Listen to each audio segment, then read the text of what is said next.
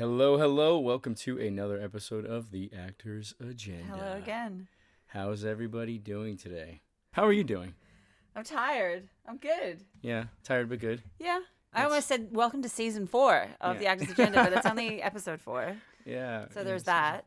Episode 4. So I am very excited. I just kind of want to jump into it. I'm very excited today to talk about social media. And I never thought that I would hear myself say those words. But specifically for this episode, I want it to be an educational tool for really anybody in the entertainment industry. I really got a lot out of this interview. Who are you talking with?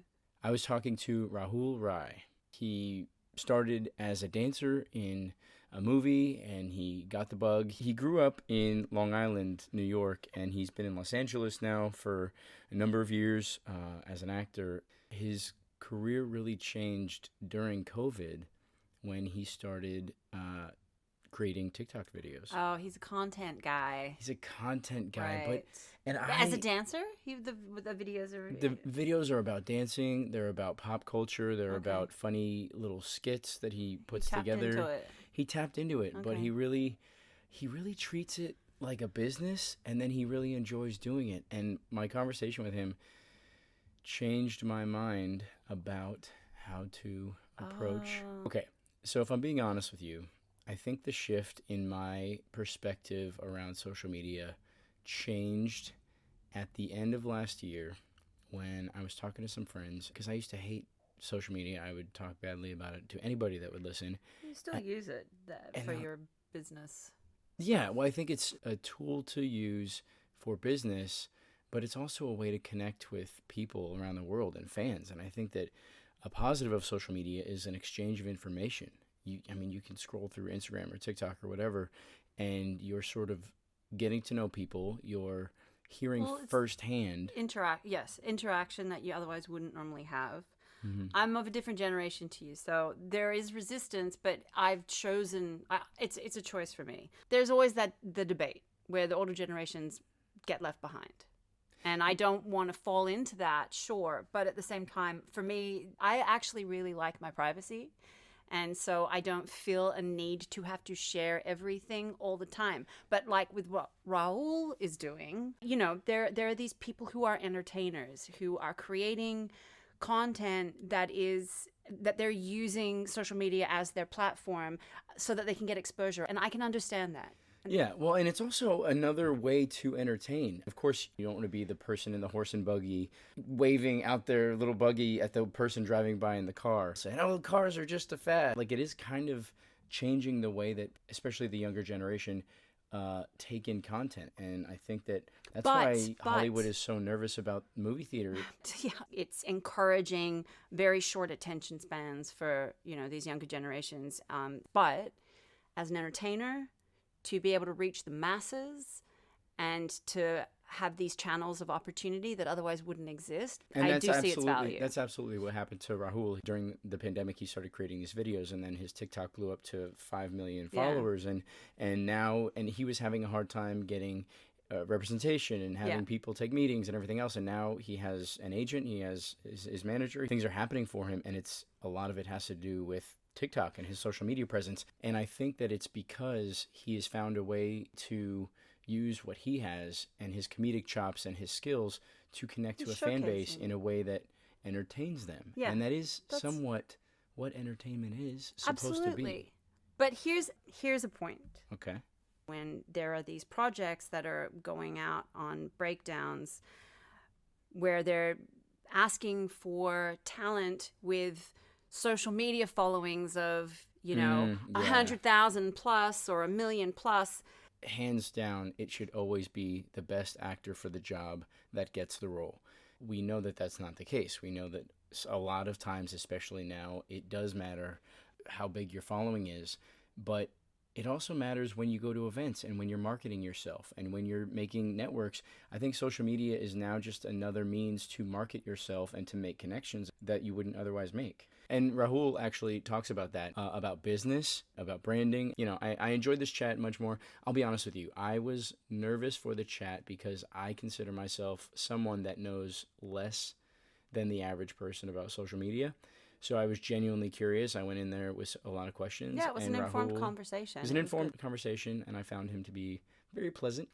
Please, if you like this podcast, continue to rate it and like and subscribe and all that stuff. Please follow us on socials. And we're talking about the dreaded social media, please, because it does help. And we hope to continue doing this. So we now present you the interview with Rahul Rai. It's the actor's agenda. Nah, nah, nah, nah. It's the actor's agenda. Hi, everybody. This is Mike Manning, and you are tuning into the actor's agenda. I am here today with Rahul Rai. Rahul, thank you for joining us. Thank you for having me. Yeah, it's a great pronunciation of my name, by the way. Thank you. I practiced. I think that you are fascinating. Because it seems like in a pretty short time you've been able to conquer the social media game, which I know little about, and I'm not very good at it, admittedly. I have done a little research on you, but for those that are not as familiar, let me read your quick little bio. So Rahul Rai is an actor, a dancer, and a popular social media influencer. He's first-generation Indian American, born and raised in Long Island, New York.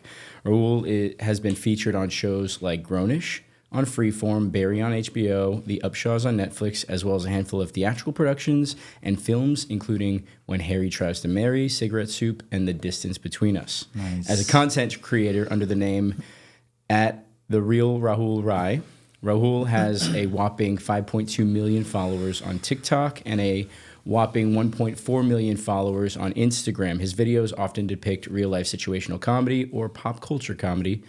Welcome to the podcast. Wow, thank you. I didn't realize I did all that stuff. You did. Thanks. You did. Congratulations. Thank you. Yeah. So I'm so fascinated by you. And I think a lot of today we're going to be talking about social media just because, like I said, I know little about it, so I genuinely have a lot of questions. And I think that that's something that actors didn't really have to think about 10, 15 years ago, but now it's become part of our culture and part of entertainment. And I think that especially younger audiences are now so used to taking in short form content, taking in content that is either made for social media or clipped for social media, and they're not as used to full length feature films, and so entertainment has now become its own form of content creation. Yeah. I mean, I was really resistant to social media. I had a lot of judgment about it, and I didn't understand why people would have to take pictures of their food first before we could eat, and it was really annoying. But then the pandemic happened, TikTok came out. It was the one thing that I understood. You can shoot to edit, you can lip sync. So not everything you do has to be so original, off app edited. You can just kind of shoot to edit and then post. And then because of the pandemic, there's nothing else to do. So a combination of those two things allowed for me to spend 6-7 hours a day making content, and it just kind of grew and grew and grew from there. And then I was at some point, it's stupid, but I was making 18 pieces a day and putting that out, short form video, TikToks. Mm-hmm. And then I had another profile, so I was making another 9 on there. So I was making at some point 27 pieces of content a day. Wow. Height of pandemic, no life, nothing else to do. So when I hear myself say it, and when I think about those times, I'm that is overkill, and it's way too much, and it's not sustainable. And talk about burnout, but it's all part of this weird process of. There's a very learning by doing kind of a thing with social media, and I guess even with acting and figuring out the business, figuring out your way of going through it. So it's kind of weird when I look back on I don't know, the last 4 years of my life. So you would say it was really the pandemic where you had the time to sort of find those characters, try new things, figure out what worked, and that's when you really found your audience? Yeah, I mean, I would say it's just kind of I just enjoy doing it. I had no ambitions for anything. I had no, like, none of this kind of stuff was kind of existing for me, being called for interviews or auditions and like things like that. So it was all just like, I enjoy doing this. Let's just keep doing it. And I don't want to stop. People like it. So let's keep the momentum as long as we can. So now that you have a platform and you have a fan base, is there more pressure on you on what you release? Like, oh, it has to be good, it has to be funny. Whereas before, maybe you were just like, oh, I'm going to try everything and see what sticks. Yeah, it's this spirit of like, let's work. I got the time. Let's do it. And as long as people kind of enjoy that insecurity of like, oh, it's over. So your process, do you release it and then just let it sit there? Or if you release it and it's not doing as well, do you then delete it and try to re-release it? I don't do that. You don't do that? But maybe I should. No, I mean, listen, I don't know. I don't actually know, because I don't have the patience to do that, because I'm just creating so much and I'd rather just keep plugging forward. Okay.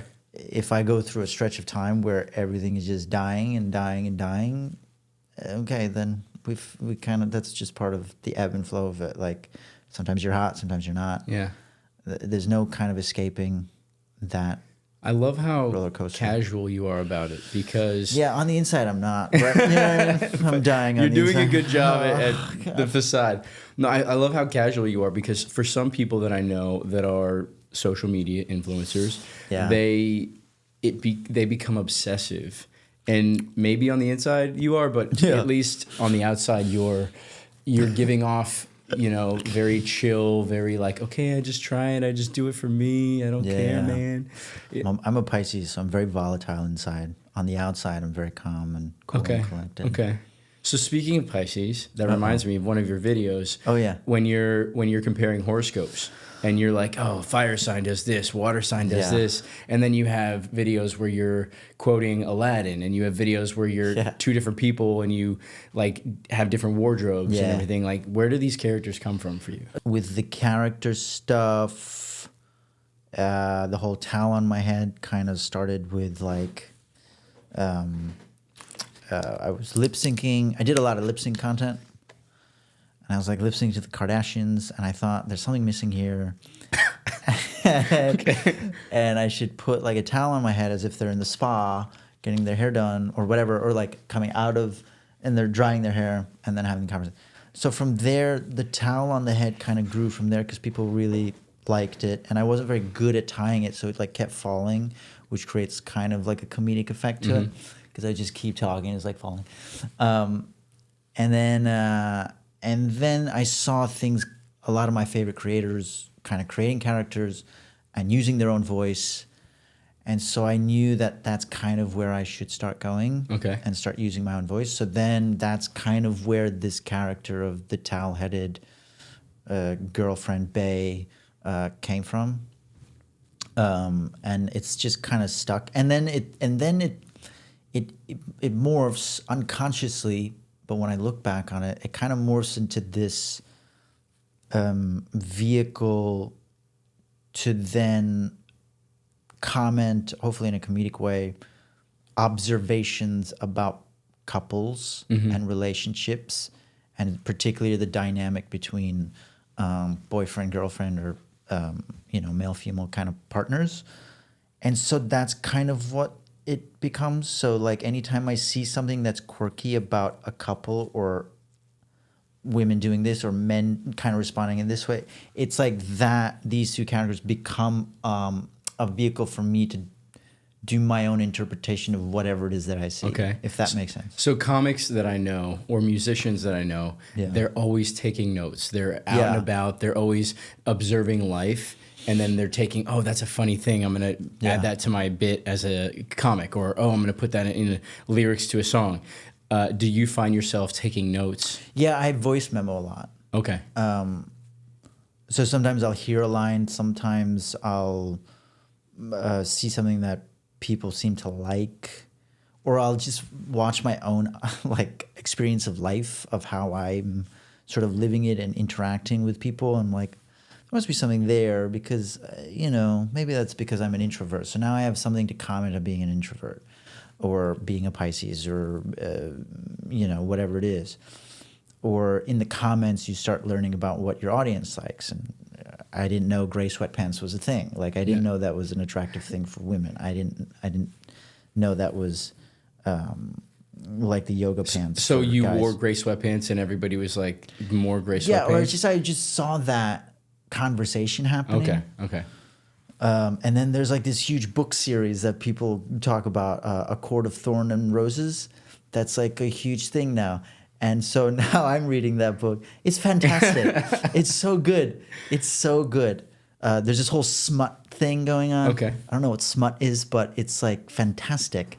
So it's like I'm learning by observing and listening, and I'm also just taking things that I see and am inspired by, and just putting it out in the ways that I think is funny, and then it works or it doesn't. That's interesting, because I would say one redeeming quality that I think social media has had that I've only recently realized is the access to information and sharing news, but like real news, like sharing things that are happening, like you're like recommending books or recommending television shows, you know, for those of us in entertainment, or even just like, oh, this is happening in Milwaukee and people need to pay attention to it, or here's an inspirational story about this woman feeding the homeless in Iowa, and let's have some businesses send her, you know, stuff to help her. And it's so I feel like one thing that social media has done that is a positive is I think educate people, and I think it's made the world a little smaller and connected us all a bit. And so that's, you know, that's why I'm my mind is changing slowly. Yeah, I mean, that's what I've come to realize after doing this for like 4 years is like social media can be, if you use it properly, a really great educational tool. Like you can learn. I had like 2 profiles once upon a time. The other profile was about financial literacy and like understanding money, because I think that's actually like a really important survival skill that is useful to any profession that you're in. It's like a very good complementary skill to have, and especially as actors, I think like understanding money, respecting money, understanding the difference between being rich and wealthy, and all this stuff. And like social media, and especially TikTok, I think like really made it like very palatable and even appetizing in a way for the common person to learn this stuff, because it was just so easy to scroll. And when you did scroll, you would see a bunch of different types of, not just entertainment, but also this educational stuff. And so TikTok has been a really great way of combining these two. And also like some of these creators were really funny and entertaining. So anytime you can make education entertaining, it becomes immediately much more accessible and enjoyable, and then your curiosity gets spurned from there.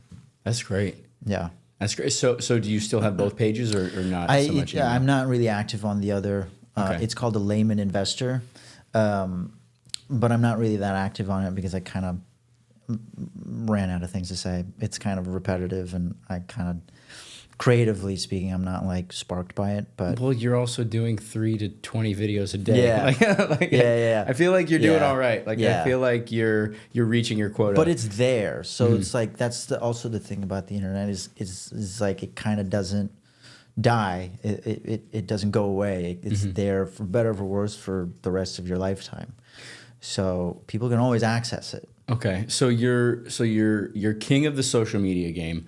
Are you still pursuing a career in acting, or are you focusing? Yeah, so the way I see it is that social media is a place where I have basically full creative control, and I don't have to wait for somebody to hire me, and I don't have to wait for somebody to pick me instead of somebody else. So I have creative control there. I can build an audience and build a community there, which is really great from a creative standpoint. From like a businessy more standpoint, I have some leverage, right? So I have a bit of an edge, let's say, than somebody who doesn't come with a following. Because at the end of the day, like any investor in film or TV wants a return on their investment. So the more seats you can get in the audience, or the more eyes you can get glued to the streaming and the show, the better. And so the odds go up. It doesn't guarantee me anything, but the odds go up. So, you know, it gives me a bit of an edge when it comes to auditioning or whatnot. And at the end of the day, like, I could audition, I could do all these things, but it's not like that's the only avenue I have for creating, and it's not the only avenue that I have to get work. So it takes the pressure off from the commercial audition or from the self-tape or from the this. And that's when things change, is when you're not as desperate.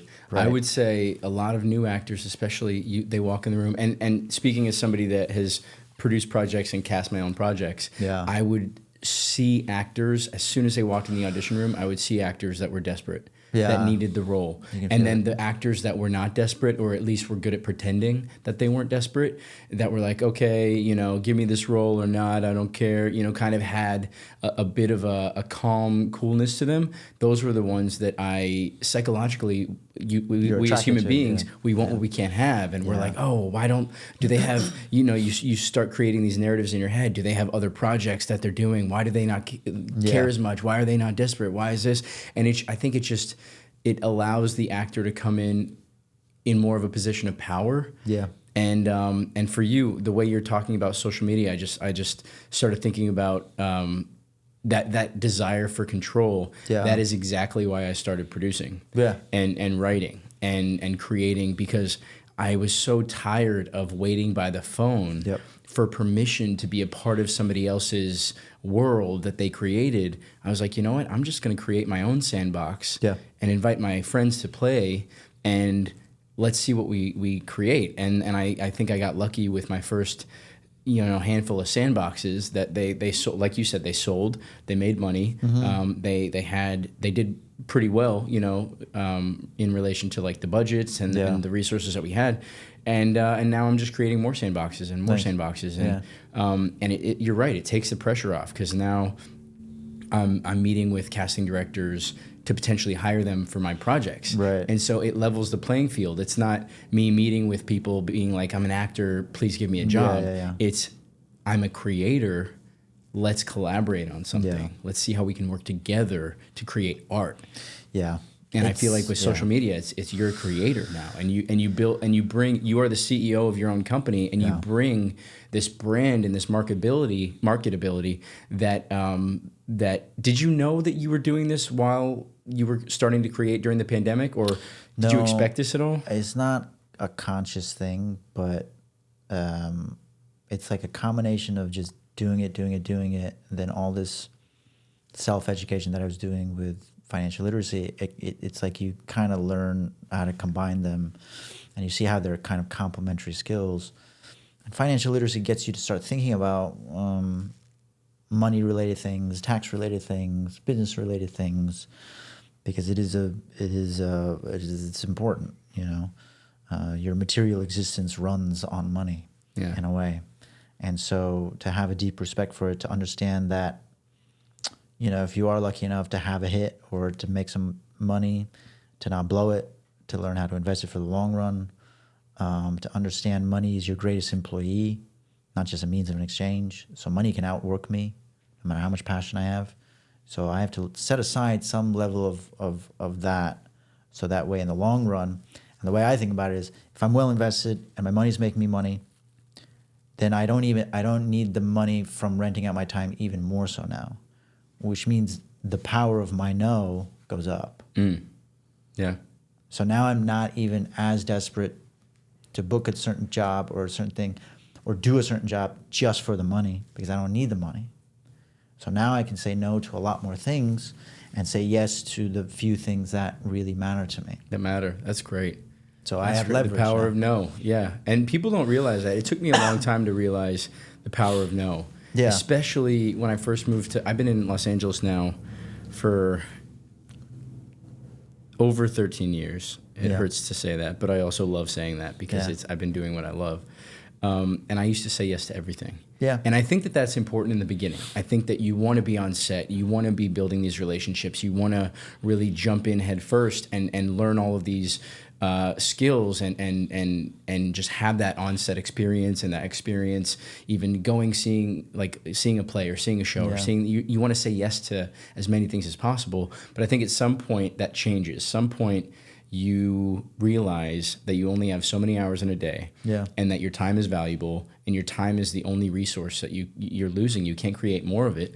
And so you start saying no to things, and to your point, your value starts going up because people know that you're not going to show up at everything. You're going to be more selective. You're not going to say yes to every project. You're going to be more selective. And so your value, perceived value as a brand and as a commodity, as an entertainer, actor, I think goes up. Mm-hmm. And then people, when that value goes up, they pay you more, and it's sort of a snowball effect. So how long have you been in Los Angeles? 8 years. 8 years now. Okay. And you started, I read somewhere, is this true or not? You started acting. You had no intention of being an actor. No. You were a dancer in a film. Yeah. I was a dancer. So I would come home from school and pop in like a DVD, like a Bollywood movie. Okay. And then I would learn dance that way. Okay. And then my mom put me in a dance troupe when I was like 16.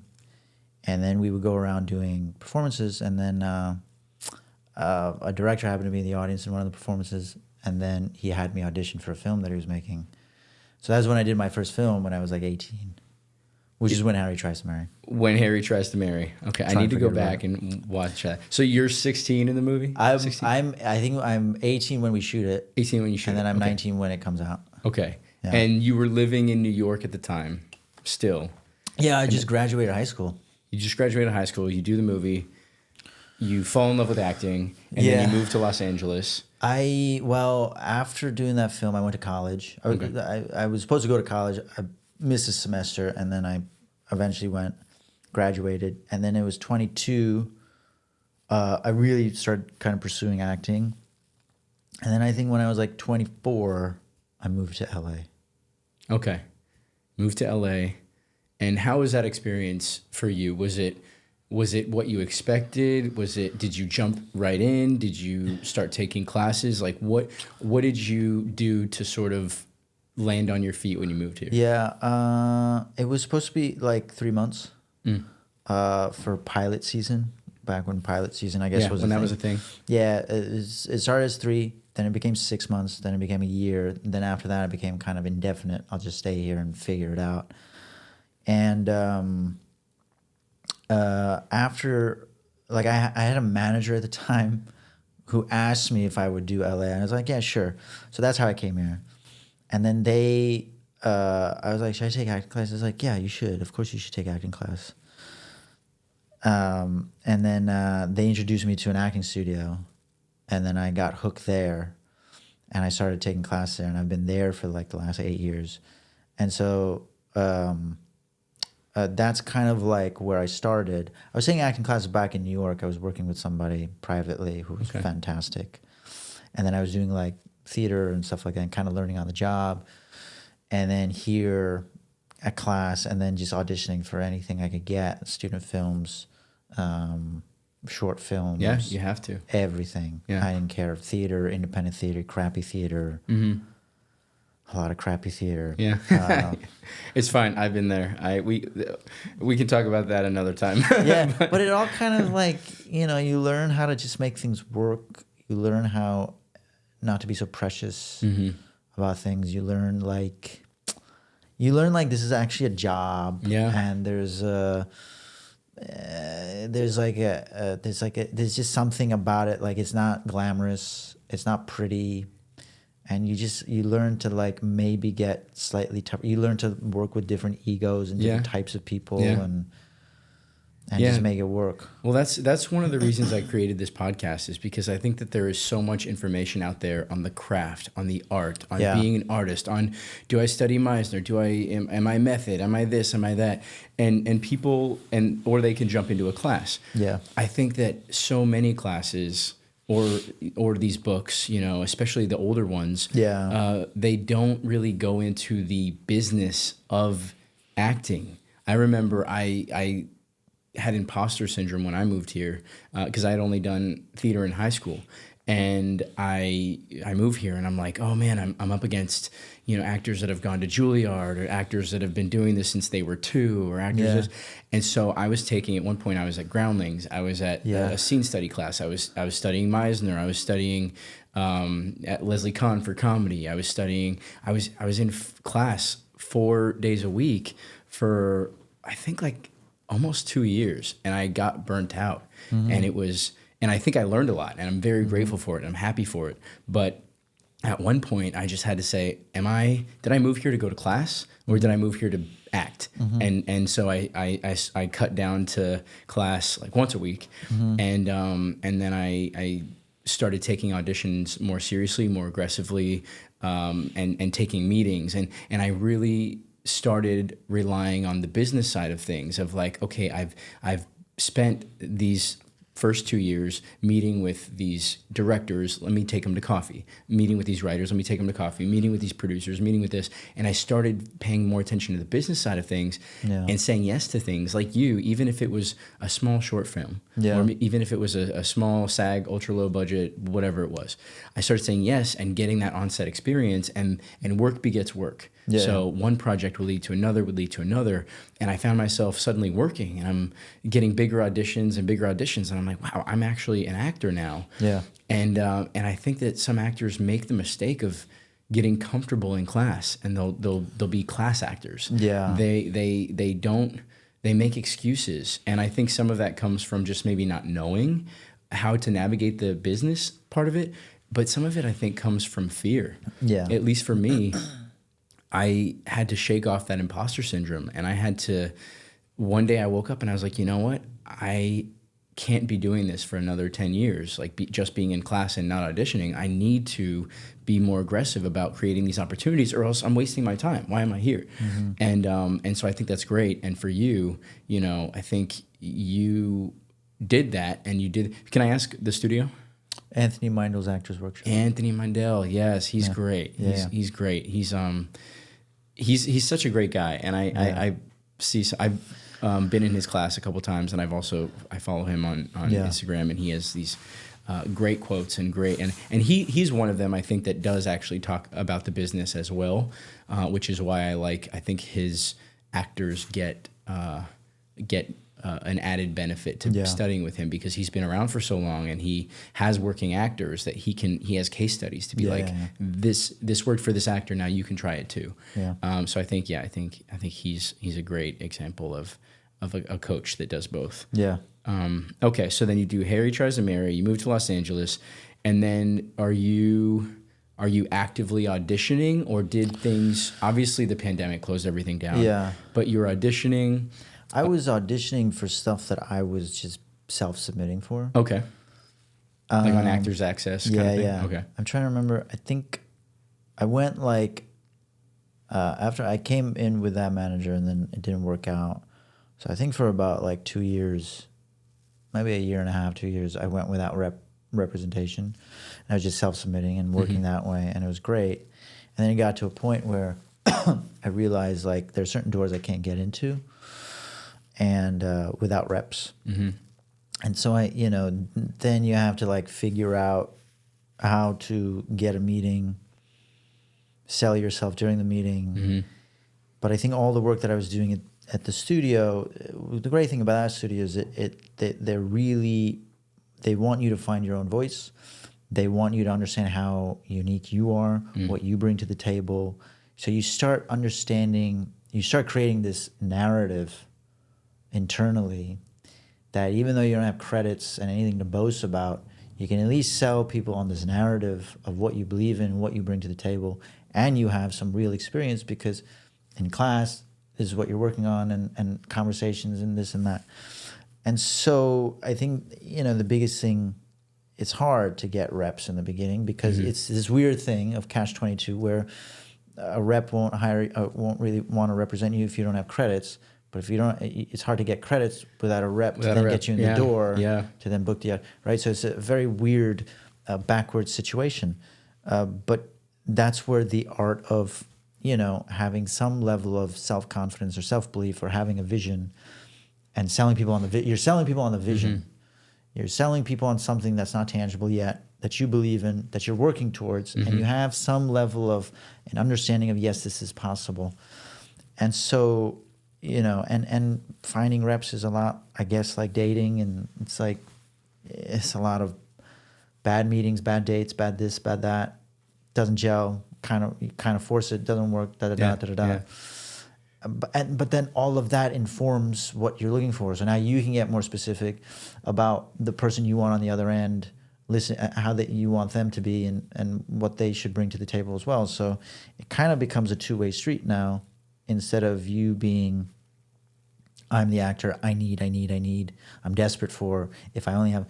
So it puts you in a state of empowerment because you failed so much, So then I was able to get reps, and then again, once you get reps, it's not like now the you're getting emails every day to get auditions and to that and that. It takes time, and it's not until like post-pandemic, I don't know, like 2021, 22, that I've been actually consistently auditioning for bigger and bigger things, and co-star, guest star roles on legitimate shows, shows that you can actually like earn money, people see. So it's been this interesting, it's taken a long time just to get to this position. And then once you're at this position, there's a new set of challenges to kind of get to the next one. And then the next one will, it's like you evolve, you get tougher, but so do your, so do the challenges that you have to do. Sort of the challenges. But then I love what you just said about knowing your essence and knowing your brand. And something that is sort of consistent with you, I'm noticing, is that you approach it from such a pragmatic, like 1 + 1 is 2, this is how it is way, and you're able to sort of strip some of the emotion out of it and just be like, these are the steps I need for success. And I feel like that also comes with like your business understanding and acumen and background. It's just you have an understanding that you are a brand, and I think a lot of actors, they're emotional about it, and it's like why don't they want me, why is this, and it is tough.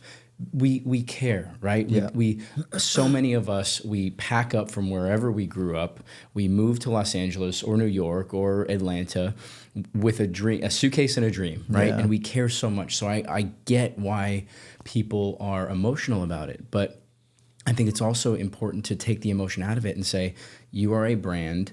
Know yourself, know the product you're selling. If I'm, Hershey's chocolate, and I walk in somewhere and I'm trying to sell my chocolate, and somebody starts asking me about the chocolate, and I know nothing about chocolate or the ingredients or how it tastes or how it does or what it's capable of or this, then of course they're not going to buy my chocolate. So it's like as actors, we need to know ourselves inside and out, and I think that takes life experience, and I think it also just takes asking hard questions of, why am I this way? How was I raised? How was I this? Like everything that you ask yourself, which also helps build characters, and you can bring those real moments to those characters.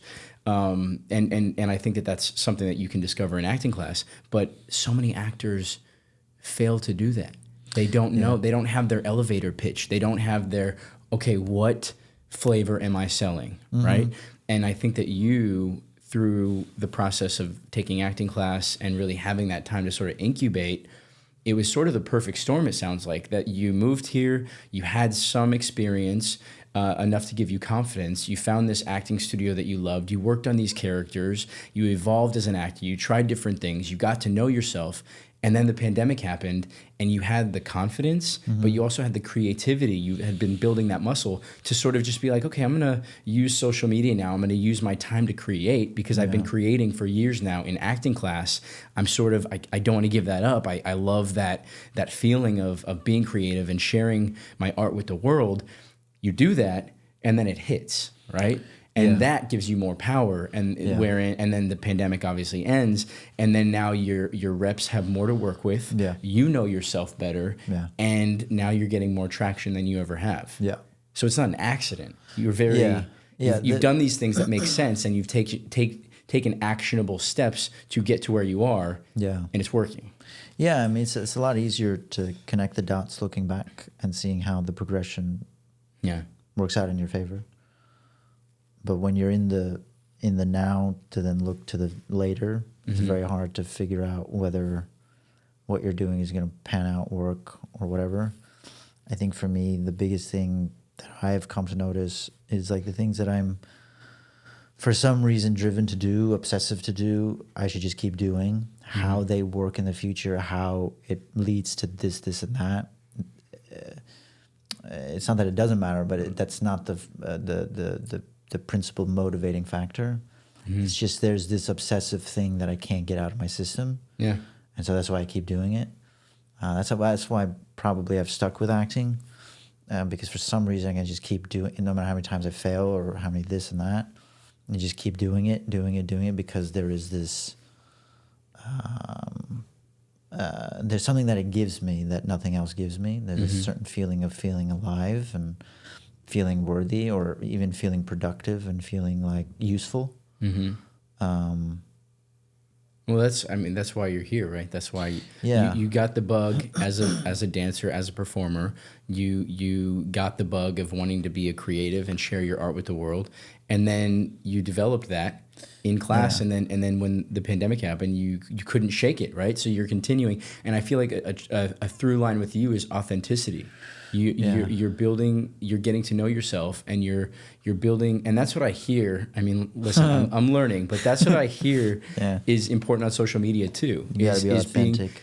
You have to be authentic, right? Audiences want to connect with the real you, and I feel like that's personally, that for me, that's what I'm having the most trouble with. Is I'm sort of in this in between of like, I grew up with these stars that like the Tom Hanks and the Leonardo DiCaprio and the Denzel Washington and the Meryl Streep and like these stars that almost sort of duck press, and they don't want you to get to know the real them as much because they want you to see them as those characters. They want you to turn on the TV or go into a theater and not have any almost familiarity with them as people. Yeah. Because then you'll put it all, you'll allow it to be the performance, and you'll see them as those characters.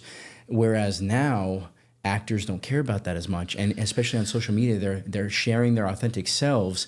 So I think there's just this dichotomy where I don't know if that's going to hurt audiences' abilities to see them as these different characters, but that's what they're at least looking for on social media. Yeah, and I don't know. I don't have the answer.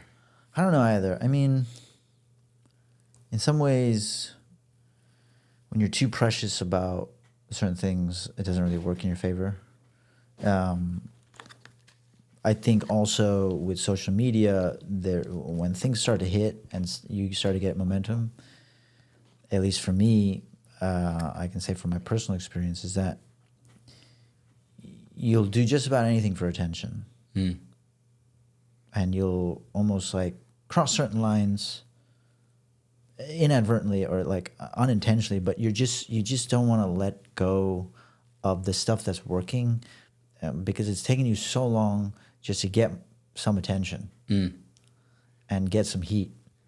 And when that heat's hot, you don't want to let it cool down. So you will do just about. But then what starts to happen is you start to see what you're comfortable doing, what you're not comfortable doing.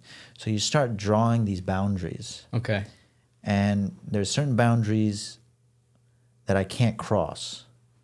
Like I don't feel very comfortable crossing the boundary of making content with people in my family or in my friend circle, private life, personal life. So you do have that separation. Yeah, I didn't used to, because again, you're not really thinking about it. You're not thinking about the consequence of anything that you're doing because it's so new. There's no such thing as consequences.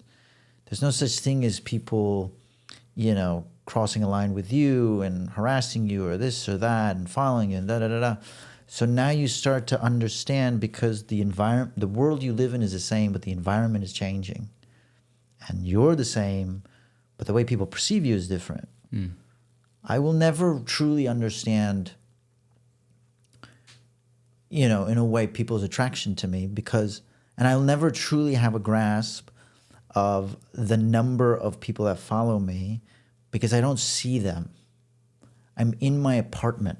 I don't see 5.2 million people. I can't even, it just doesn't, you don't tangibly see it. You see it through comments and this and that, DMs, fine. But you don't actually come across 5.2 million people in a given time. So it's very hard to wrap. I think I'll always have a hard time wrapping my head around whatever influence I may have, whatever impact I may have, whatever this and that. Because to me, all I know the ridiculousness of what I do. And that is as true as for me putting a towel on my head to being on a set for something that's an art film and a huge budget. I'll never truly be able to wrap my head around fame or my own, any of that, which I think is a good thing. But you start to see how the world kind of change, your interaction with the world changes. Yeah. So if you, right now, if you got a phone call, Zack Snyder is creating an action movie. Yeah. And he needs you on location in some remote area where they don't have Wi-Fi for 3 months. Yeah. And you need to shut yourself off from the world, and you need to really dive into this character, and that is what is required of you to be a part of this Zack Snyder's next big movie. Yeah. Would you do it? Yeah. I mean, that would be I would just, I've learned you got to just keep people informed, because people get very upset when you're like, oh, where'd you go? You didn't post content today. What happened? Wow, really? So you just got to be like, hey, I'm going to be out of town for 3 months. Yeah. Off the grid. Don't worry, everything's fine. Everything's safe. I'm good. It's just a project. I'm very excited about it. When I come back in 3 months, you'll hear from me. Yeah. And blah, blah, blah. Interesting. Okay, so this like authenticity seems to be like your superpower. Yeah, I think this is like the advantage of having immigrant parents, and especially my parents. Like, they work really hard. They've become my dad became a really successful doctor. Beautiful house, cars, all this stuff. I come from a very privileged background, a privileged upbringing, but there was never this air of, you're just going to be given things and you deserve things. And like within this house and this bubble, you're safe and we will take care of you. But when you get out there, no one's going to really care about you. No one's going to do anything for you. You got to fight. You got to make stuff happen. You got to have a go-getter attitude. You got to work really hard in your profession. You got to make a lot of sacrifices. You have to be very self-disciplined. There's going to be a lot of temptation. So I had this kind of, I was lucky that I had this kind of mentorship and this kind of, even if I didn't understand it at the time, I can look back and say, they were completely right about everything.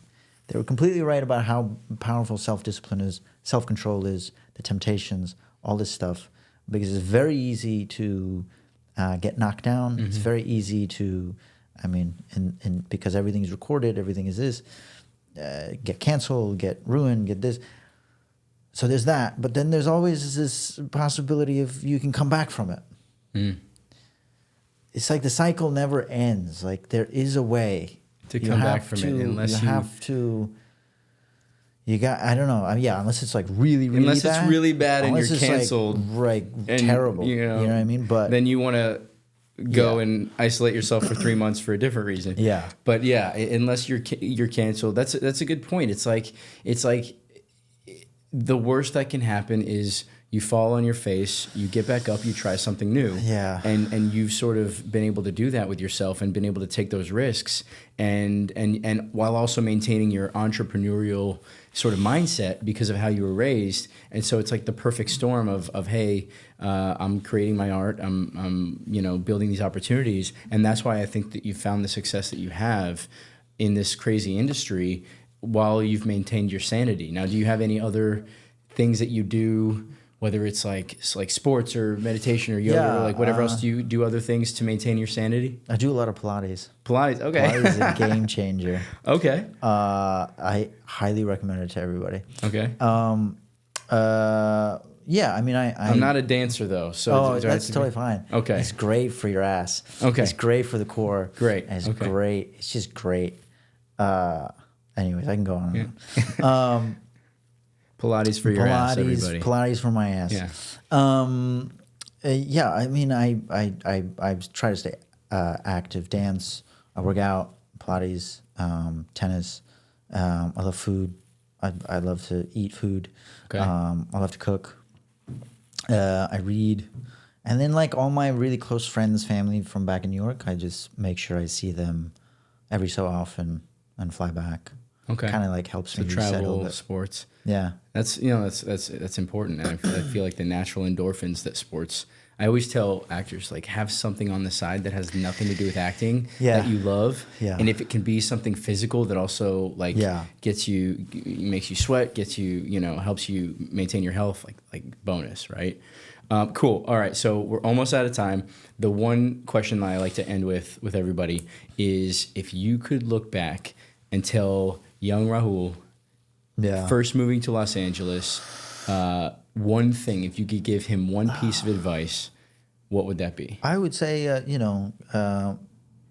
respect social media like sooner. Like, it's not what you think it is, and it will give you a creative outlet that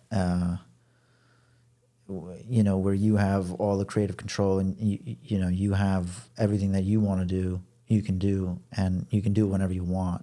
Okay. So I say have more respect for that, and have, get financially literate faster, quicker, sooner, and get tech literate sooner, and then things can happen sooner. Yeah. In a way. So young Rahul, if you're watching or listening, respect social media sooner. Okay, if people want more info about you, where can they find you? You can find me at The Real Rahul Rai, TikTok and Instagram mostly. All right. Well, thank you everybody for tuning into The Actor's Agenda. I'm Mike Manning. This is Rahul Rai, and have a great day. It's The Actor's Agenda. Na, na, na.